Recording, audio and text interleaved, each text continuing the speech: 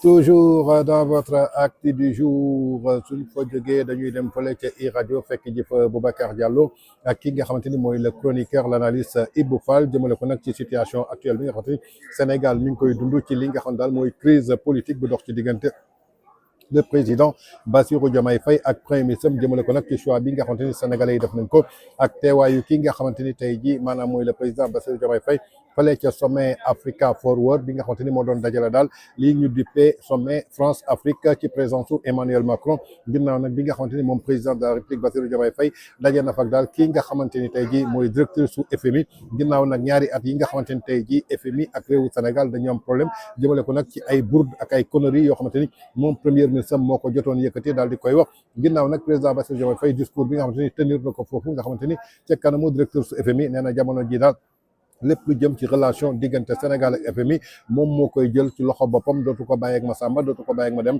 lu waral nag mu toog ñaari at après mu soog a jël décision bi xanaa ñi mu yebaloon amuñu compétence wala gisuñu benn expérience wala benn jéego boo xamante ni def nañ ko ci biir loolu nag moom Ibou Fall indi na ci ay révélations yu doy waar nañ ko déglu ji dellu soir. Voilà comment on va travailler.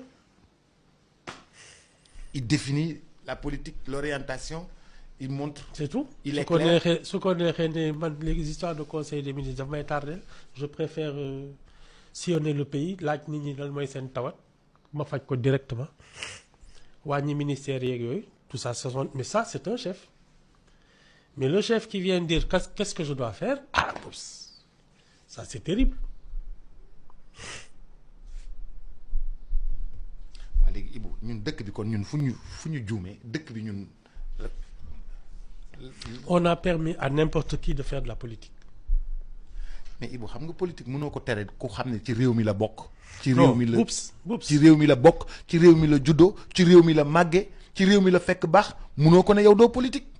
non ku bëgg politique da nga koy jàng ça s'apprend da ngay am jaar-jaar tu te cultives tu t'informes tu te formes parce que tu veux faire de la politique.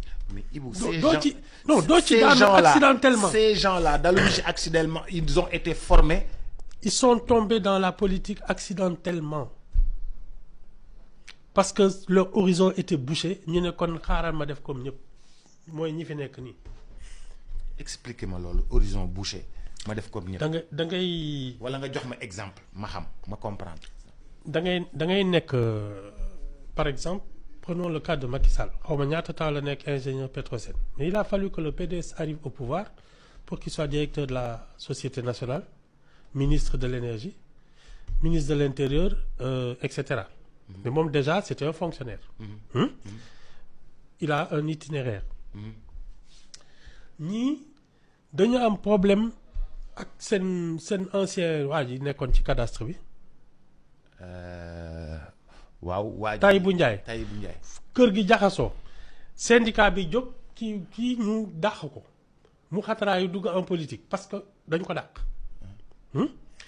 Moi je suis convaincu que s'il avait eu une carrière de fonctionnaire avec des promotions régulières nekk directeur de société nationale ministre ak yooyu mais non il n'aurait pas le même langage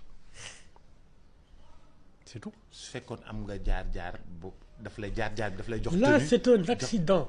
daf lay jox tenue jox la retenue. mais bien sûr non c'est l'expérience sax. daf lay jox expérience jox la tenue jox la retenue. bien sûr ñii ils n'ont pas ça. waaw mais xam nga. et c'est eux qui décident. bu fekkee ni ils n'ont pas ça. et c'est eux qui décident. waaw et ils sont arrivés au pouvoir mais léegi dañu leen war a jàppale rek gunge leen rek. non ñi leen fal ñoo leen di jàppale. coalition Diomaye. ñoo leen di fay ak Pastef.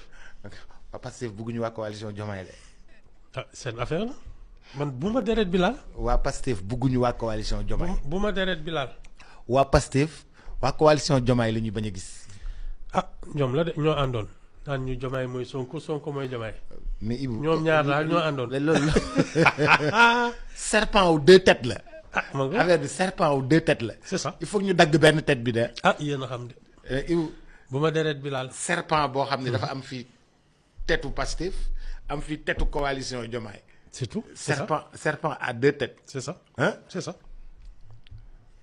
voilà de. mais boo ci dagg yëpp serpent bi. mais non problème bi yëpp nekkul foofu. yéen ne ngeen mën ngeen yor dëkk bi mën ngeen gouverner réew mi dénk nañ leen ko mais wax ji pare jeex na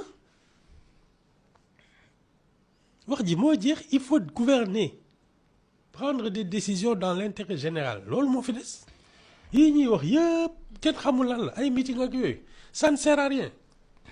Ibou ñi ngi ci mais yëf yi compliqué c'est le monde qui bouge là ci suñu kaw quoi. En tout cas daal moi je ne demanderai jamais le pouvoir parce que je sais que je ne peux pas ku am fitu nag yeewu ne man mën naa yor réew mi ba ñu dénk la ko mais débrouille-toi. waa léegi Ibou buñ la ko dénkee fekk mënoo. ah déet sañoo loolu. ah si Ibou. non. ah si Ibou. ah tu peux pas dire aux gens que man maa mën a yor réew mi ba pare mu jot ngay laajte lan. waaw mais Ibou ça fait déjà 2 ans et 2 mois yoo xam ni 2 ans et 2 mois yoo xam ni Ibou saf na ci waa réew mi de. pas pour tout le monde il y en a qui ont grossi ah seen tailleur dañu mujj yokk kii biir yeeg ak col yi te frais ak yooyu attends fa leen fekk ñu ngi signe rek nag ah ils sont tout contents non dëkk bi mettiwul ci ñoom. waaw mais Ibou. Ibou itam bàyyi ñu gouverner. ba pare nag. waaw yow lan la lii de naa ko waxtaanu gi tamit nag ah. ma nuyu les gens normaux nga xam ne daal du ñu dem ay meeting ñoom seen yoon nekkul ci ay Diomaye mooy Sonko yar seen njaboot di lire di dem cinéma dem vacances se cultive daal léeg-léeg ñu peinture léeg-léeg ñu piano. peinture. ah waaw ah da ngay gis ñuy def yooyu di jàng ay guitare ak yooyu. toog nii piano men maa la wax li piano. orgue maa la wax li de. orgue men. je te dis yooyu da la ñuy def. da nga am orgue sa kër. mukk xam nga man si kii laa nu mu tudd premier échelon. man ñi nekk ci kaw a kaw laa les gens très très normaux. ñoom dañuy xam solfège jàng musique ak yooyu. yore guitare seen kër. maa la wax li sol chapeau. je te dis. yooyu la de nekk ay architecte di guitare di kii di yooyu daal. il faut que ma vérifier ndax Pierre Goudiaby Atepa day guitare. amoon na ci kenn de Jean Charles Tall. moom il sait tout faire. Jean Charles Tall oh là là. il savait tout faire. ah non il sait tout faire day guitare day kii architecte. ay piano ak yooyu. oui yooyu non guitare foog naa moom. et là les gens daal normaux. di reprendre ay tube Bob Marley quoi. je te dis avec une guitare sèche. alors lii de les gens normaux yéen da ngeen ñun ñooy majorité bi ñun normaux wuñu. moo tax it dëkk baa ngi yëng dëkk baa ngi yëng. à propos de dëkk baa ngi weng. dañoo gis kilifa gi. le président Diomaye mu nuyu ki nga xam ni moo di DG bu FMI. daal di wax ni dénkaane ne. Diomaye déclare prendre en main le dossier des relations avec FMI moom daal léegi affaire FMI moo koy toppatool boppam loolu la journal Le Quotidien wax de. ça fait maintenant 2 ans que le meilleur premier ministre de tous les temps ak son ministre des finances là ñu ngi jaabante rek la note se dégrade kii non ça veut dire que ils sont incapables de régler ça man de li ma jaaxal mooy il y a pas 1 mois mooy kañ la fi def interview bi. interview bi le 2 xaw ma le 3 mai defagul 3 semaines rek la def interview bi. waaw 2 mai xaw ma. waaw ci lay naan moom il est satisfait de son premier ministre sinon da koy changé benn ngoog. non waxeewu ko noonu de. bi muy naan décret économique décret ko kii. non loolu da doon expliquer rek loolu ay. explication la suivant question bi la. waaw mais dafa ne que moom s'il était tant qu'il aura sa confiance il restera premier ministre. du dëgg. waaw et qui fait du bon travail. benn ngoog les relations avec le FMI. mu dem ba mu ne moo koy jëlal boppam en charge. mais lan moo koy indi déclaration fracassante sur la dette cachée yooyu ak les comptes truqués benn ngoog ça fait maintenant 2 ans. mais moom dafa xaar ba 2 ans yi jàll mu ne maa koy jël léegi maa ngi koy soog a jël en charge. xam naa il est patient. non mais. mën na muñ moom. président bi. mën na muñ de muñ moom mën na ko. mu ne avec la directrice de l'institution nous avons discuté des réformes et de la gestion de la dette. baax na daal et puis moom il a eu je pense un entretien avec Emmanuel Macron soo gisee ni ñu nuyanteeg di tàppante presque. ñu ngi doon football de. ah baax moom na Macron ñu ngi doon football. France dégage léegi mu dégagé fi gis nga sama gars yi waa Pastef fii mu ngi leen di xam nga moom la différence entre un ministre un truc ak yooyu et le président c'est que c'est le président qui décide su ne nii la ñuy jaar kenn mënu ci dara s'il veut faire revenir même les bases françaises kenn mënu ci dara. waaw mais Ibou loolu moom xam nga dépassé nañ ko xaaral rek. non les bases françaises dépassé nañ ko. xaaral rek waaw. Bobs le président Diomaye Faye a changé de direction. looloo ko kii du tout le président n'a pas changé de direction. lu tax waa Pastef di xataraayu. mais jox na leen calmant nee na je suis de Pastef. non jox na leen calmant jox na leen FRL Gant nee na je suis de Pastef. mais sama coalition du ma ko bàyyi. dama ne la. la coalition bi ma indi au pouvoir du ma ko bàyyi. waaw kon nag xam nga. mais jox na leen ko parce que nee na leen man nag ci yéen laa bokk wante. non dama ne la Ibou loolu nit mën na ko comprendre. non àndal ak sa sago moom dafa ne il est membre fondateur de Pastef kenn ëppalewu ko ci cër. donc ça veut dire mënuñ fa génne ils étaient 7 xaw ma 8. ah fondateur waaw. donc les autres qui sont venus après mënuñ ko ci génne moom mooy génne coobare boppam mais ce que j'ai compris c'est que lui il est membre fondateur de Pastef donc il a la légitimité maintenant moom comme président de la République et comme nu mu tudd parrain de la coalition Diomaye président mais jël na yoon budul bu Pastef c'est tout. jëlul yoon bu Pastef de. moom nee na règlement de compte yi dañ ko war a bàyyi. waa Pastef ñoom nee nañu tëj ñi fi nekk.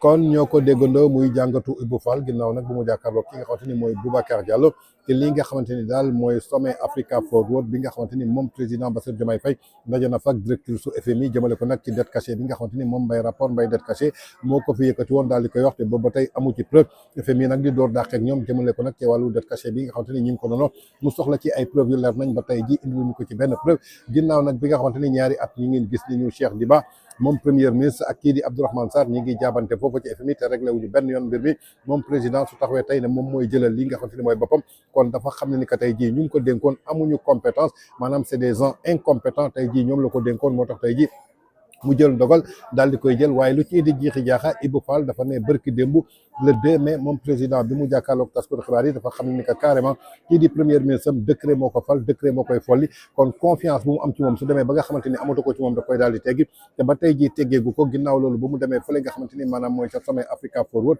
kon su taxawee jàkkaarloog ki nga xamante ni mooy directeur su FMI ne jamono ji moom mooy jël les choses en main alors que ñaari at a ngi ni moom premier ministre ak ministre des finances ñi ngi jaabante ci FMI te amul benn résultat donc ce qui veut dire que premier ministre dafa incompétent kon tey su taxawee ci point de presse bi yëkkatiwaat kàddu yooyu dañuy jàpp ni que daal li mu wax ni amul cohérence maanaam dafa doon ay contradiction yoo xamante ni dañ koy dégg toujours ci kàddu président Bassirou Diomaye Faye en tout cas am na loo xamante ni daal dafa lëndëm jëmale ko nag ci décryptage bi nga xamante ni tey ji au sommet de l'État ginnaaw nag moom premier ministre ak président de la République en tout cas li ci mënti am ba mën ci am rek mooy sénégalais yi ñoom ñoo tànn ki ñu warul woon tànn ndaxte ay nit lañu yoo xamante ni dañuy def politique te waruñu woon def politique ndaxte ay nit lañu yoo xamante ni problème bi ñu amoon ak ki nga xamante ni mooy Tahibou Ndiaye rek moom moo leen tax a mer ñu jékki-jékki commencé def ay déballage ci déballage yooyu lañ leen laajee ci fonction publique kooku moo jóg tey rek sampal na dem ne dafa bëgg a def politique kon nag ginnaaw loolu gis nañu amul carrière politique amul expérience amul benn expertise boo xamante ni war na ko mën a amal ci sommet wu état kon problème bi du dara mooy sénégalais yi rek ñoom ñoo tànn fi nga xamante ni waruñu fa tànn